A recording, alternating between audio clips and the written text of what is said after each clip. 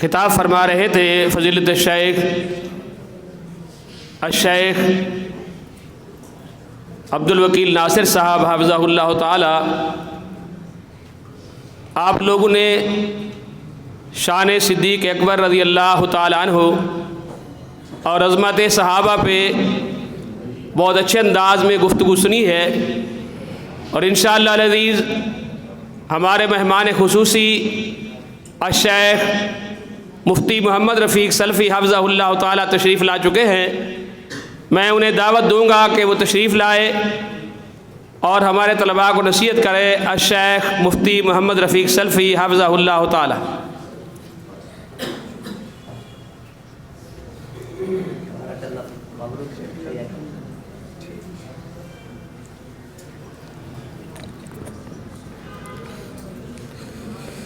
السلام علیکم ورحمۃ اللہ وبرکاتہ۔ الحمدللہ علی نعمہ الظاہرۃ والباطنہ قدیما وحدیثا، والصلاۃ والسلام علی سید الانبیاء وخاتم الرسل محمد وعلی آلہ واصحابہ اجمعین۔ قال اللہ عز وجل ثانی اثنین اذ ہما فی الغار اذ یقول لصاحبہ لا تحزن ان اللہ معنا۔ قال رسول اللہ صلی اللہ علیہ وسلم لأبی بکر انت صاحبی فی الغار وصاحبی علی الحوض، او کما قال النبی صلی اللہ علیہ وسلم۔ مختصر حمد و ثناء کے بعد میں ممنون اور مشکور ہوں محترم احسن سلفی حافظہ اللہ کا، مدیر جامعۃ الاحسان الاسلامیہ۔ انہوں نے اس عظیم محفل میں مدعو کیا، اور پھر میرے سامنے طلباء عظیم اور میرے پڑوس میں کبار علماء اکرام موجود ہیں۔ فضیلت الشیخ عبد الوکیل ناصر حافظہ اللہ نائب شیخ الحدیث ہیں، محقق عالم ہیں، شیخ عبد الرحمن اطہر حافظہ اللہ، شیخ اسحاق نذیر حافظہ اللہ، دیگر مدرسین، اور پھر آپ کے جن کا خطاب خصوصی ہونا ہے ڈاکٹر عامر صاحب۔ تو میرے لیے انتہائی سعادت کی بات ہے، دعا فرمائیں کہ اللہ رب العزت یہ محبتیں قائم رکھے، یہ الفتیں قائم رکھے۔ میری دعا یہ ہے کہ اللہ رب العزت اس ادارے کو دن دگنی اور رات چگنی ترقی عطا فرمائے۔ موقع محل کی مناسبت سے مولانا احسن سلفی صاحب نے اس کا فضائل ابو بکر صدیق کے حوالے سے پروگرام رکھا، اور یقیناً ضرورت بھی ہے کہ آپ کو معلوم ہے حالیہ اب تک نیوز کے اندر ایک ملعونہ، ایک رافضیہ عورت سیفی علی خان ابو بکر صدیق کی اس پر تشمید کرتے ہوئے، انہیں برا کہتے ہوئے کہتی ہے کہ اس وقت ہی عدل و انصاف ٹوٹ چکا تھا کہ جب حضرت بی بی فاطمہ کو انصاف نہیں ملا۔ اس نے طعن کی کس پر؟ جناب ابو بکر صدیق پر، اور اس نے اپنی رافضیت کو ظاہر کیا۔ ہم کہتے ہیں ہمارا دین نامکمل ہے، ہماری تاریخ نامکمل ہے جب تک ہم ابو بکر صدیق کا ذکر نہیں کرتے۔ ارے جس کا ذکر اللہ نے قرآن کریم میں کیا، اذ ہما فی الغار اذ یقول لصاحبہ لا تحزن ان اللہ معنا، جب دو غار کے اندر تھے، دو کون تھے؟ ایک جناب محمد الرسول اللہ صلی اللہ علیہ وسلم، اور دوسرے آپ کے ساتھی، آپ کے شاگرد، آپ کے عظیم رفیق جناب ابو بکر صدیق رضی اللہ عنہ۔ اور پھر کسی صحابیت کا اللہ نے ذکر نہیں کیا، کسی صحابیت کا اس انداز پر کہ وہ صحابی، کسی کو تاریخ نے صحابی کا، کسی کو حدیث نے صحابی کا۔ ابو بکر وہ عظیم صحابی ہیں جس کو صحابی رب العالمین نے کہا۔ اذ یقول لصاحبہ لا تحزن، جب ایک ساتھی اپنے ساتھی سے کہہ رہا تھا، ایک استاد اپنے شاگرد سے کہہ رہا تھا، پیغمبر علیہ الصلوۃ والسلام اپنے رفیق سے کہہ رہے تھے لا تحزن ان اللہ معنا، پریشان نہ ہونا، اللہ ہمارے ساتھ ہے۔ وہ ساتھی غار کا بھی ساتھی ہے، وہ ساتھی مکہ کا بھی ساتھی ہے، وہ ساتھی مدینہ کا بھی ساتھی ہے، وہ ساتھی نبی کی 27 جنگوں کا ساتھی ہے، وہ ساتھی نبی کے ساتھ ہر موقع پر سائے کی طرح موجود ہے، وہ ساتھی پیغمبر علیہ الصلوۃ والسلام کے لیے جان بھی پیش کرتا ہے، اولاد بھی پیش کرتا ہے اور مال بھی پیش کرتا ہے۔ اللہ کی قسم، ان کی عظمت پر اور رفعت پر 10 15 20 منٹ میں گفتگو نہیں ہو سکتی، ناکافی ہے، بلکہ 1 جمعہ 2 جمعے 3 جمعے ناکافی ہے۔ ان کی عظمت سے قرآن و حدیث بھرا پڑا ہے، ان کی رفعت سے جس کے بارے میں پیغمبر علیہ الصلوۃ والسلام نے فرمایا ابو بکر تم میرے عظیم ساتھی ہو، میں سب کا بدلہ چکا سکتا ہوں لیکن ابو بکر کا نہیں، جس کے بارے میں پیغمبر نے فرمایا لو کنت متخذا خلیلا لاتخذت ابا بکر الصدیق، اگر میں کسی کو خلیل بناتا تو وہ ابو بکر صدیق تھے۔ ابو بکر صدیق ولیکن صاحبی و اخی، میرے بھائی ہیں اور میرے ساتھی ہیں۔ کتنا بڑا مقام ہے۔ انسان کی 2 چیزیں سب سے عظیم ہوتی ہیں، بلکہ 3 چیزیں۔ انسان کی جان سب سے عزیز ہوتی ہے، اور جان کی باری آئی ابو بکر صدیق سب سے آگے ہیں، ہر موقع پر آگے ہیں۔ 38 صحابہ اکرام ہوئے، ابو بکر صدیق نے کہا چلے ہم اعلان کرتے ہیں۔ خانہ کعبہ میں آئے، اعلان کیا، جمع ہوئے، لمبا واقعہ ہے، مار پڑتی ہے، اتنا مارا اتنا مارا اتنا مارا، طبرانی کہتی ہے 3 دن تک ہوش نہیں آیا۔ لوگوں نے کہا ابو بکر پیغمبر کا ساتھ چھوڑ چکے ہوں گے، ابو بکر پیغمبر کی رفاقت توڑ چکے ہوں گے، ابو بکر کہیں گے آج کے بعد کوئی تعلق نہیں ہے۔ جب ہوش آیا، کسی نے کھانا دیا، کسی نے پانی دیا، کسی نے دلیا دیا، چور و چور ہیں، زخم ہی زخم ہیں۔ ہوش آیا، کہا پانی نہیں پیوں گا، کھانا نہیں کھاؤں گا، کچھ نہیں چاہیے، یہ تو بتاؤ کہ کیف نبی، میرے پیغمبر کیسے ہیں، یہ تو بتاؤ امام الانبیاء کیسے ہیں۔ کہا وہ ٹھیک ہیں۔ کہا نہیں، جب تک میں دیکھ نہیں لیتا۔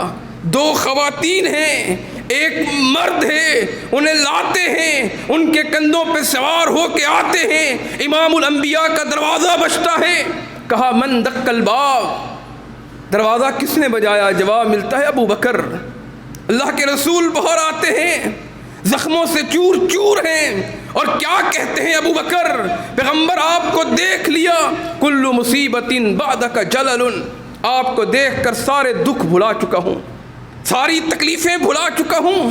ہاں جان کی باری آئی، سب سے آگے ہیں۔ غزوہ بدر کا موقع ہے غالباً۔ بیٹا کہتا ہے ابا سے مسلمان نہیں ہوا، ابا آپ میری تلوار کے نیچے 2 سے 3 دفعہ آئے، میں نے ابا سمجھ کر تلوار کو پیچھے کر لیا۔ ابا کیا کہتے ہیں؟ بیٹا اگر تو میری تلوار کے نیچے آتا میں تیری گردن کو اڑا دیتا، پیغمبر کا دشمن سمجھ کر۔ جان کی باری آئی، آگے ہیں۔ اولاد کی باری آئی۔ اولاد کتنی عظیم چیز ہوتی ہے، کتنی اعلیٰ چیز ہوتی ہے۔ اولاد کی باری آئی، سب سے آگے ہیں۔ پیغمبر اسلام کی پیاری بیوی خطیۃ الکبریٰ کا انتقال ہوتا ہے۔ حضرت ابو بکر دیکھتے ہیں آپ پریشان ہیں، اسماء کا نکاح ہو چکا ہے، ایک بیٹی ہی عائشہ، عمر بڑی تھوڑی ہے۔ امام الانبیاء کے پاس آتے ہیں، اللہ سے دعائیں کی، امام الانبیاء کو فرمایا کہ میری بیٹی قبول کر لیجئے نکاح میں۔ اب بتائیے 7 اور 8 سال کی بیٹی کس کو پیش کرتے ہیں، کس کے نکاح میں دیتے ہیں؟ فاطمہ کے بابا کی عمر کتنی ہے؟ 51 سال، تصور کیجئے، اور بیٹی کی عمر کتنی ہے؟ اور حضرت عائشہ کتنے سال کی عمر میں بیوہ ہو جاتی ہیں؟ 19 سال کی عمر میں بیوہ ہو جاتی ہیں، اولاد کو پیش کیا، تفصیل کا موقع نہیں، سوچئے، تصور کیجئے، اور جب مال کی باری آتی ہے کس طرح مال پیش کیا، سب کچھ لٹا دیا۔ تبوک کا مارکہ ہے، فاطمہ کے بابا کہتے ہیں لے آؤ، جس کے پاس جو ہے لے کر آؤ، آج اسلام کو چندے کی ضرورت ہے۔ حضرت عمر لاتے ہیں، گھر کا آدھا سامان لائے، حضرت عثمان لائے، بے تحاشا لائے، حضرت علی لائے، طلحہ زبیر لائے، سعد سعید لائے۔ یہ وہی مارکہ ہے جہاں ایک عورت اپنے بالوں کو کاٹ کے لاتی ہے، امام الانبیاء اسے قبول کر لیجئے۔ کہا ان بالوں کا کیا کروں گا؟ کہا کسی مجاہد کے گھوڑے کی لگام بن جائے گی۔ یہ وہی مارکہ ہے جہاں عورت اپنے چھوٹے سے بچے کو لاتی ہے، اللہ کے رسول اسے قبول کر لیجئے۔ کہا اس کا کیا کروں گا؟ کہا کسی مجاہد کی ڈھال بن جائے گی اور میں شہید کی ماں کہلاؤں گی۔ خیر، ابو بکر صدیق گھر کا سارا سامان لاتے ہیں، باندھ دیتے ہیں۔ آخر میں حضرت اسماء جو بڑی بیٹی ہیں ابو بکر صدیق کی پوچھتی ہیں، دیوار پہ ہاتھ مار رہے ہیں۔ کہا ابا سب کچھ تو باندھ لیا، اب دیوار پہ ہاتھ کیوں مار رہے ہیں؟ کہا ایک سوئی یہاں لٹکائی تھی، آج چندے کی ڈیمانڈ فاطمہ کے بابا نے کی ہے، آمنہ کے لال نے کی ہے، مدینہ کے تاجدار نے کی ہے، نبیوں کے سردار نے کی ہے۔ میں چاہتا ہوں آج یہ سوئی بھی یہاں باقی نہ رہے۔ جان کی باری آئی، سب سے آگے ہیں، اولاد کی باری آئی، سب سے آگے ہیں، مال کی باری آئی، سب سے آگے ہیں۔ وہ ابو بکر صدیق جس کے بارے میں پیغمبر نے 28 دفعہ کہا ابشر لہ الجنہ، ابو بکر فی الجنہ، ابو بکر فی الجنہ، ابو بکر فی الجنہ، کہ میرا ابو بکر جنتی ہے، میرا ابو بکر جنتی ہے۔ حضرت عائشہ پوچھتی ہیں رضی اللہ تعالی عنہا، امام الانبیاء سب سے زیادہ نیکیاں کس کی ہیں؟ ستاروں کی مانند نیکیاں کس کی ہیں؟ کہ عائشہ وہ عمر بن خطاب کی ہیں۔ عائشہ حیران ہوئی، عائشہ پریشان ہوئی کہ میرے ابا کا نام کیوں نہیں آیا؟ کہا این حسنات ابی، امام الانبیاء میرے ابا کی نیکیاں کہاں گئی؟ کہا آپ کے ابا اور ستاروں کی، کہا اس کا مقابلہ نہیں کر سکتے، آپ کی ابا کی ایک نیکی وہ ابو عمر سے بھی زیادہ ہے، عمر کی نیکیوں سے بھی زیادہ۔ وہ نیکی کیا تھی؟ کہا جب غار کے اندر تھے، جب سانپ ڈس رہا تھا اور ابو بکر صدیق نہیں ہل رہے تھے، کہا وہ نیکی اور عمر کی ساری نیکیاں۔ کیا مقام ہے ابو بکر صدیق کا، غار کے بھی ساتھی ہیں، سفر کے بھی ساتھی ہیں، ہجرت کے بھی ساتھی ہیں، نبی کی 27 جنگوں کے ساتھی ہیں، ہر موقع پر پیغمبر کے ساتھ ساتھ ہیں۔ وہ ابو بکر جنہیں پیغمبر نے اپنے مصلی پر کھڑا کیا، کیا کہا؟ مرو ابا بکرن فلیصلی بالناس، ابو بکر سے کہو لوگوں کو نماز پڑھائے۔ حضرت عائشہ کہنے لگی، جمع الفوائد کے اندر لکھا ہے ان ابانی قد سقیم، میرے ابا بیمار ہیں۔ صحیح جامع ترمذی کے اندر لکھا ہے میرے ابا رقیق القلب ہیں۔ کہا نہیں، لا ينبغی لقوم فیہم ابو بکر ان یعمہم غیرہ، جس قوم میں ابو بکر ہو اور کوئی اور امام نہیں بن سکتا۔ نبی کی زندگی میں 17 نمازیں کس نے پڑھائیں؟ جناب ابو بکر صدیق ہیں رضی اللہ تعالی عنہ۔ ابو بکر صدیق کون ہیں؟ آپ کا انتقال ہوا، کتنا مسئلے آئے، سارے مسئلے حل کیے، کس نے حل کیے؟ جناب ابو بکر صدیق نے حل کیے۔ کہا پیغمبر علیہ الصلوۃ والسلام کا وارث کون بنے گا، وراثت کیسے تقسیم ہوگی؟ پیغمبر کی حدیث سنائی، لا نورث ما ترکنا فہو صدقۃ، مسئلہ حل ہو گیا۔ کہا امام کون بنے گا، خلیفہ کون بنے گا؟ نبی علیہ السلام کی حدیث سنائی، الائمۃ من قریش، مسئلہ حل ہو گیا۔ کتنا مسئلے بنے۔ کہا اللہ کے رسول کا انتقال ہوا ہے کہ نہیں ہوا؟ خطبہ دیا، قرآن کی آیتیں پڑھی، انک میت و انہم میتون وما محمد الا رسول من کان منکم یعبد محمد فان محمدا قد مات۔ کتنا بڑا اختلاف تھا، صحابہ کو یقین نہیں آ رہا تھا، صحابہ اپنے ہوش کھو بیٹھے تھے، آنکھوں سے آنسو تھے، غم زدہ تھے، انہیں یقین نہیں آ رہا تھا کہ فاطمہ کے بابا بھی دنیا سے جا سکتے ہیں، ان کی روح بھی پرواز ہو سکتی ہے، وہ بھی دنیا سے انتقال کر سکتے ہیں۔ حضرت عمر کیا کہہ رہے ہیں؟ صحیح بخاری، واللہ ما مات النبی، اللہ کی قسم اللہ کے رسول کا انتقال نہیں ہوا۔ کس نے سنبھالا؟ کون ممبر پر چڑھا؟ کس نے خطبہ دیا؟ کس نے صحابہ اکرام کو بتایا انک میت و انہم میتون کہ امام الانبیاء کی روح پرواز ہو چکی ہے؟ سنو سنو، من کان منکم یعبد محمد فان محمدا قد مات، ارے تم میں سے جو محمد کی عبادت کرتا تھا وہ دنیا سے جا چکے ہیں، اور جو محمد کے رب کی عبادت کیا کرتا تھا فانہ حی لا یموت، وہ زندہ ہے، انہیں موت نہیں آئے گی۔ حضرت عمر کیا کہہ رہے ہیں کہ میں نے سمجھا یہ آیت ابھی ابھی نازل ہو رہی ہے، اندازہ کیجئے منکرین زکوٰۃ کے خلاف کس نے اعلان جنگ کیا، مسیلمہ کذاب کو کس نے قتل کیا، کس نے کیفر کردار تک پہنچایا۔ ہاں اگر ابو بکر صدیق کو نکالو گے، ابو بکر صدیق کو خلافت سے نکالو گے، ابو بکر صدیق کی فضیلت کو ان کا نکالو گے، تاریخ کا آغاز کہاں سے کرو گے؟ بتائیے ذرا۔ حضرت علی رضی اللہ تعالیٰ عنہ، اللہ کے رسول کا انتقال ہوتا ہے، عمر کتنی ہے؟ 29 سال، اور علماء موجود ہیں۔ ابو بکر صدیق کی عمر کتنی ہے؟ 51 سال۔ ایک طرف 51 سال کا بوڑھا ہو اور ایک طرف 29 سال کا جوان ہو، ایک طرف وہ ہو جس کے بارے میں پیغمبر نے فرمایا، جس کو اپنی زندگی میں مصلی پر کھڑا کیا، جس کو پیغمبر نے فرمایا مرو ابا بکر فلیصلی بالناس، اور ایک طرف جوان ہو 29 سال کا۔ حق کس کا بنتا ہے؟ ارے عقل بھی کہتی ہے کہ وہ جوان کھڑا ہوگا، وہ جوان کھڑا ہو کر وہ امامت کا حقدار بنے گا، وہ جوان کھڑا ہو کر وہ خلیفہ بنے گا۔ میں محترم حافظ قسیم صاحب کو خوش آمدید کہتا ہوں، اللہ ان کی عمر میں برکت عطا فرمائے۔ ماشاءاللہ پنجاب سے تشریف لائے ہیں، اللہ انہیں جزائے خیر عطا فرمائے۔ خیر میں ذکر کر رہا تھا کہ عظیم لوگ تھے صحابہ اکرام، ارے جن کا ذکر اللہ نے قرآن کریم میں 700 مقام پر کیا، جن کا ذکر اللہ نے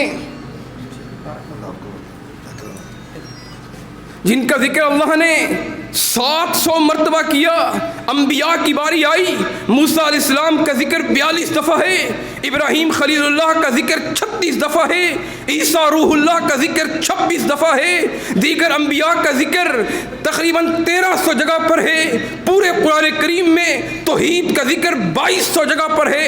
صحابہ کی عظمت کے لیے، ان کی رفعت کے لیے، ان کی شان کے لیے، ان کی منقبت کے لیے، ان کی رفعت کے لیے کتنی آیتیں نازل کی؟ 600 آیتیں نازل کی۔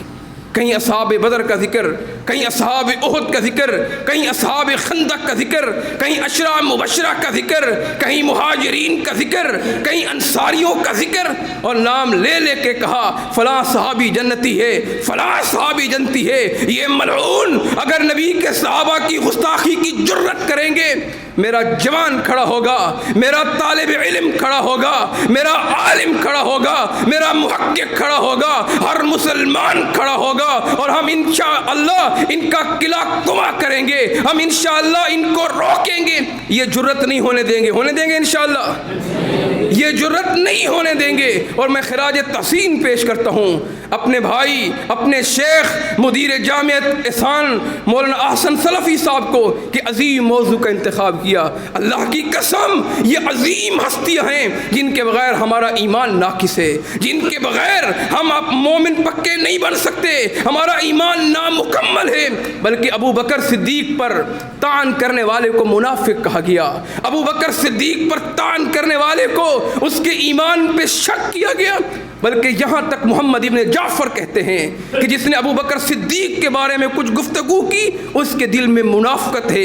امام طحاوی فرماتے ہیں جس نے صحابہ کرام کو برا کہا وہ زندیق ہیں۔ عبداللہ بن مبارک فرماتے ہیں ان کے ایمان میں خلل ہے۔ اور نبی علیہ السلام نے کیا فرمایا؟ آخری بات امام الانبیاء نے کیا فرمایا؟ اللہ فی اصحابی لا تتخذوہم غرضا بعدی، ارے اللہ سے ڈرنا، میرے صحابہ کے متعلق انہیں برا بھلا مت کہنا، ان پر تبرہ بازی مت کرنا، ان پر طعن و تشنیع مت کرنا۔ فمن احبہم فبحبی احبہم، جو ان سے محبت کرتا ہے وہ مجھ سے محبت کرتا ہے۔ ومن ابغضہم، جو میرے صحابہ اکرام سے بغض رکھتا ہے، نفرت رکھتا ہے، فببغضی ابغضہم، وہ فاطمہ کے بابا سے بغض رکھتا ہے۔ اللہ سے دعا کریں اللہ آنا، اللہ سننا سنانا قبول فرمائے۔ اللہ رب العزت ان طلباء کو عالم بنائے، متقی بنائے، دین کا داعی بنائے، اسلام کا مبلغ بنائے۔ اللہ رب العزت ان طلباء کو دن دگنی رات چگنی ترقیاں عطا فرمائے، ان کو ماں باپ کے لیے صدقہ جاریہ بنائے۔ اللہ تعالیٰ ان مدرسین کو میرے ساتھیوں پر خصوصی رحمت نازل فرمائے، برکتیں نازل فرمائے۔ اللہ اس جامعہ کو دن دگنی رات چگنی ترقیاں عطا فرمائے۔ اقول قولی ھذا استغفر اللہ لی ولکم ولسائر المسلمین۔